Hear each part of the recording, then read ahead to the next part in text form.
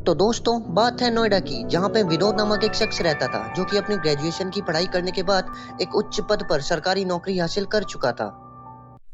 एक दिन विनोद अपने कमरे में खाली बैठा हुआ था, तभी उसके पिताजी उससे मिलने आए। उन्होंने उससे कहा, अरे विनोद बेटा, अब तुम बड़े हो चुके हो और तुम्हारी अच्छी खासी सरकारी नौकरी भी लग चुकी है। मुझे लगता है बेटा कि अब तुम्हें शायद अपना घर बसा लेना चाहिए। पिताजी की ये बात सुन के विनोद ने थोड़ा सोचा और कुछ महीनों बाद एक बहुत ही सुंदर लड़की, जिसका नाम श्वेता था, उससे शादी कर ली। एक दिन श्वेता शीशे के सामने खड़े होके अपनी शक्ल देख रही थी। तभी उसने देखा कि उसकी शक्ल में चर्म रोग लग चुका है, जिसके कारण उसकी सुंदरता धीरे धीरे घटती जा रही है। खुद की यह दशा देख उसको एक डर सताने लगा। उसको यह डर सताने लगा कि अगर वह और बदसूरत हो गई तो विनोद उससे नफरत करने लगेगा।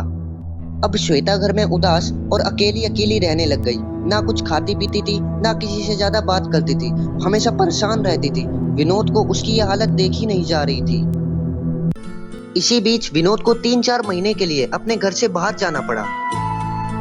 और जब कुछ महीनों बाद विनोद अपने काम खत्म कर अपने घर वापस लौट रहा था, तब उसका कार एक्सीडेंट हो गया, जिसमें उसकी दोनों की दोनों आंखें चली गई और वह अंधा हो गया। इन सब परेशानियों के बाद भी दोनों का जीवन बिल्कुल आराम से चलता रहा और ऐसे ही समय गुजरता रहा। और एक दिन ऐसा आया जब श्वेता अपनी चर्म रोग के कारण अपनी सारी सुंदरता गंवा चुकी थी। परंतु उसके अंधे पति को इस बारे में कुछ भी नहीं मालूम था।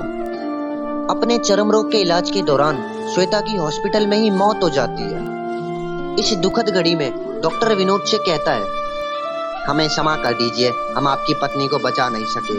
वे आपके अंधेपन का एकमात्र सहारा थे। अब आप किसके सहारे जिएंगे? डॉक्टर की ये बात सुनने के बाद विनोद ने कहा, अरे डॉक्टर साहब, पर मैं तो अंधा हुई नहीं।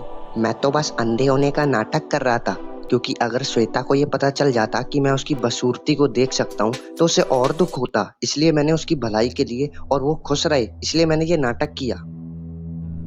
विनोद की ये बात सुन के और इतना बड़ा त्याग देख के डॉक्टर भी बिल्कुल दंग रह गया।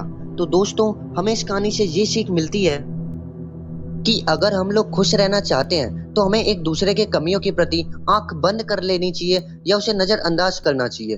धन्यवाद।